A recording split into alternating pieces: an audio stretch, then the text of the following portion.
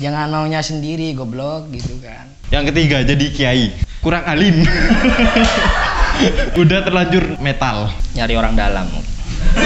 Kalau dari ibu tentang religius, banyak-banyak berdoa, disuruh banyak-banyak berdoa, dikasih amalan gitu. Walaupun jarang dikerjakan.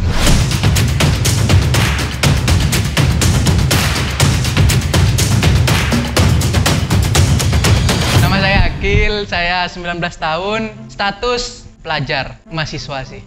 Perkenalkan, nama saya Nur Rizky Madani, biasa dipanggil Rizky. Status saya mahasiswa di salah satu universitas swasta di Surabaya, umur 21. Hai, nama aku Tia Miss MS, biasa dipanggil Tia, umur 18 tahun, status pelajar. Halo, aku Aisyah, umur 19 tahun, status aku sebagai mahasiswi. Kenalin, Robiananda Putri, umur 19 tahun, status mahasiswi. Halo, nama aku Erio Agustia Rahman, biasa dipanggil Erio, umur 18 tahun, sekarang mahasiswa. Halo, aku Ananda Ramadana Ahmad Mulya, biasa dipanggil Rama, umur 18 tahun, aku sekarang mahasiswa. Saya Rian, umur saya 19 tahun, status penyebutannya pengangguran ya. Belum daftar kuliah, tapi udah lulus. Perkenalan, nama saya Amr Ghazi Ardian, biasa dipanggil Ardi. Saya adalah pegawai swasta, pegawai perusahaan swasta yang ada di Bangkawan. Umur 20 tahun. Banyak. Kelas 1 itu saya jadi guru. Mulia banget sih, soalnya PNS. Koki. Jadi waktu itu pengen banget jadi koki karena waktu itu hobi banget masak waktu SD. Jadi pertama kali masakan yang kami buat itu ayam bumbu kuning. Itu nyuci ayam sampai muntah-muntah, bayangkan. Jadi pramugari. Pengacara. Poluan. Cita-cita pas masih kecil itu atlet. Jujur, karena satu pengalaman pernah pengen jadi dokter kandungan. Cita-citaku masih kecil tuh ada 3. Yang pertama itu jadi pesepak bola. Wih, keren. Yang kedua jadi kapten kapal pesiar. Nah, yang ketiga nih paling epic, jadi kiai. Jadi kiai karena mulia ya. Waktu kecil saya itu konsisten sekali ya. Dari TK 0 besar sampai kelas 3 SMA tuh cuma satu cita-cita saya, angkatan laut. Cita-cita sekarang jadi orang baik aja deh. Selalu berbuat baik pada siapapun. Ya karena ya tadi tuh seiring berkembangnya zaman, waktu, dibekali otak sama hati ya berpikir. Jangan melulu mementingkan ego. Jadi kalau kita bisa membahagiakan orang sekitar, kenapa tidak gitu. Jadi aku ingin berusaha menjadi manusia yang memanusiakan manusia. Jadi gitu. Ngerti nggak sih? Jadi pejabat, uangnya banyak. Sekarang pengen pokok dapat duit gimana gitu caranya, uang gitu. Soalnya hidup sekarang soal uang dan iman sih. Tapi uang aja dulu. Kalau berubahnya karena ya realistis lah, sekarang semua perlu uang. Untuk sekarang dan kedepannya cita-cita aku itu jadi entrepreneur, karena seorang entrepreneur itu fleksibel. Jadi mau sampai kapanpun kalau kita pengen jadi entrepreneur itu bisa disesuaikan sama zamannya. Misalnya lagi tren apa kayak gitu. Cita-cita sekarang pengen jadi pengusaha karena berubah karena kurang tinggi. Cita-cita sekarang lawyer sih. Alasan karena melihat hukum di negara kita ini ya begitulah. Tidak. Karena udah mahasiswa ya sekarang pengen jadi seorang programmer. Kenapa berubah? Soalnya sudah sadar kalau gak bisa jadi dokter kandungan. Cita-citaku sekarang yang utama? Yang utama tuh guru bahasa Inggris. Nah, terus cita-cita sampingan CEO dari perusahaan sendiri. Karena kalau dari perusahaan orang susah jadi CEO. Jadi buat perusahaan sendiri biar jadi CEO gitu. Dari kecil. Yang pertama pesepak bola, nggak bisa main bola. Yang kedua mau jadi kapten kapal pesiar. Fisik nggak memadai karena fisiknya lemah gitu. Terus mata udah minus kan. Yang ketiga jadi kiai. Kurang alim.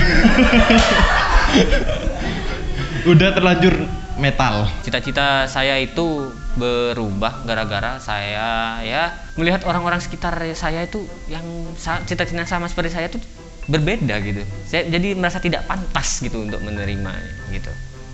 Jadi merasa belum pantas lah istilahnya. Ya minder.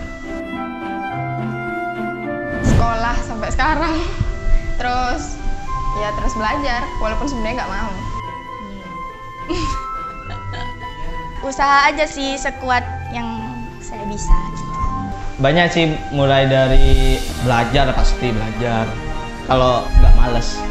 Terus ikut komunitas-komunitas yang mendukung ke potensi diri. Lebih ke sholat tahajud gitu.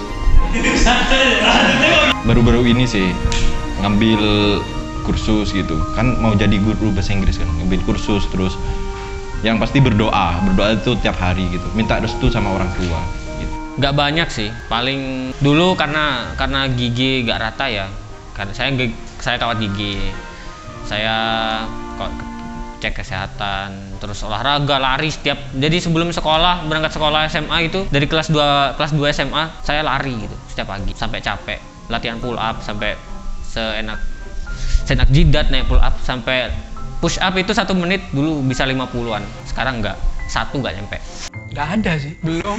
Emang masih pengangguran kayak gini, masih mahasiswa malah ngabisin uang, masih belum dapetin uang, masih ngabisin uang, belum ada apapun. Mungkin kedepannya mencari kerja, freelance.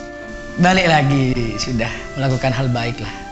Itu sudah sebagian dari proses. Entah itu dari hal kecil kayak apa ya, karena aku suka kucing, jadi aku sering street feeding. Tahu street feeding nggak sih? Iya, paham. Ngasih makan kucing liar, beli makanan 1 renteng gitu dikasih makan. Itu udah bahagia banget sih. Pantes, dipaksain. Pantes. Karena di depan masih ada orang tua yang harus percaya diri, harus merasa pantas banget. Karena udah sejauh ini, jadi harus percaya diri lah. 70%. Kenapa? Karena 30%-nya itu malas kalau dalam mengejar cita-cita. Tapi kalau dalam keseharian 70% malas, 30% bekerja gitu. Kebalikannya. Kalau yang sekarang saya merasa harus dipantaskan. Kalau yang dulu ya biarkan saja bro. Kalau yang sekarang harus dipantaskan. Enggak. Karena ya itu, karena saya nggak mau belum mau bekerja. Tapi saya akan cocok nanti. Kalau sudah mau, nggak tahu kapan.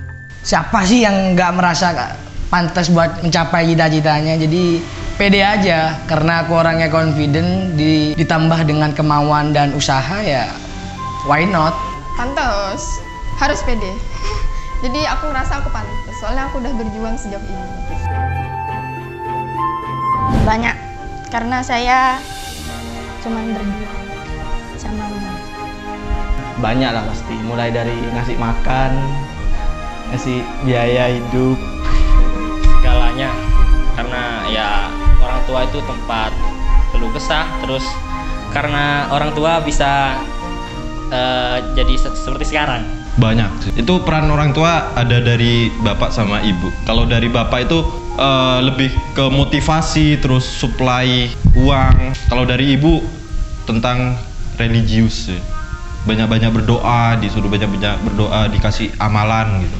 Walaupun jarang dikerjakan. Peran orang tua ya karena mereka selalu support gitu ya, di belakang supporting system, nganterin, misalkan pingin nganter, kalau misalkan memang nggak bisa ya berangkat sendiri. Supply duit.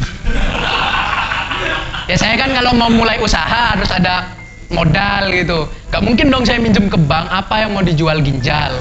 Enggak dong, motor juga, wah jelek motor saya. Saya jadi dari orang tua, supply uang dari orang tua. Sangat besar. Ya nggak ada ya, mungkin mohon maaf sebelumnya, mungkin yang masih lengkap orang tuanya. Kalau aku sendiri tipe orang yang menjadikan orang tua di rumah itu sebagai mungkin media buat menyampaikan keluh kesah, rasa senang. Kadang motivasi terbanyak mungkin yang masih punya orang tua wanita, mungkin kalau lihat senyumnya pagi hari itu udah kayak suntikan imun, ngelebihin dari si 1000, terus apalagi suplemen makan, bear brand, vaksin itu udah lebih dari itu. Jadi kayak ya itulah pusat dari semangatku untuk terus menjalani kehidupan yang keras ini? Peran orang tua aku besar banget. Mereka tuh kayak bener-bener ngeluarin banyak uang buat aku. Karena aku dari keluarga yang berkecukupan, maksudnya dalam artian tidak kurang tidak lebih, peran mereka itu selama ini merestui segala langkah yang diambil sama anak-anaknya, sama aku. Mungkin peran mereka tidak terlihat secara materi, tapi dengan restu mereka yang menyertai kami sebagai anak-anaknya.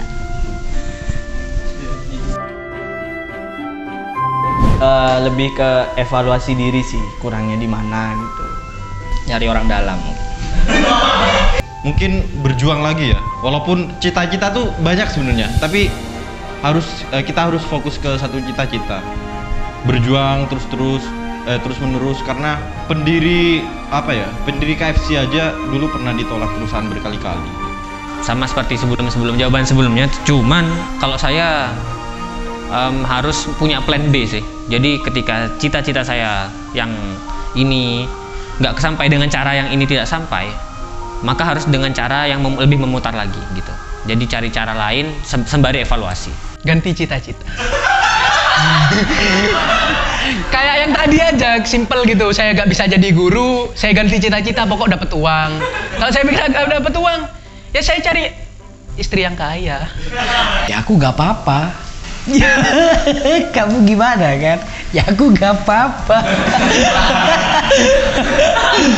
Apa yang perlu ditanggapi lagi? Ya kalau udah terjadi dan memang bukan rezekiku, ya aku harus belajar ikhlas. Nikahin anak bungsu kaya raya. Bersyukur. Karena cita-cita itu ya udah cita-cita, tapi kesempatan itu kan banyak. Jadi punya cita-cita bukan berarti punya kesempatan. Kalau kata saya sih gak ada kata misal, harus. Kerja, anjing. Lu perlu duit, jangan dari orang tua terus. Orang tua lu sekarang, wah, anjir lu gua ya. Orang tua sekarang lu lagi susah. Pandemi sih, bukan karena gak ada kerjaan, pandemi aja. Jadi lu kerja. Gojek ya? Mantap.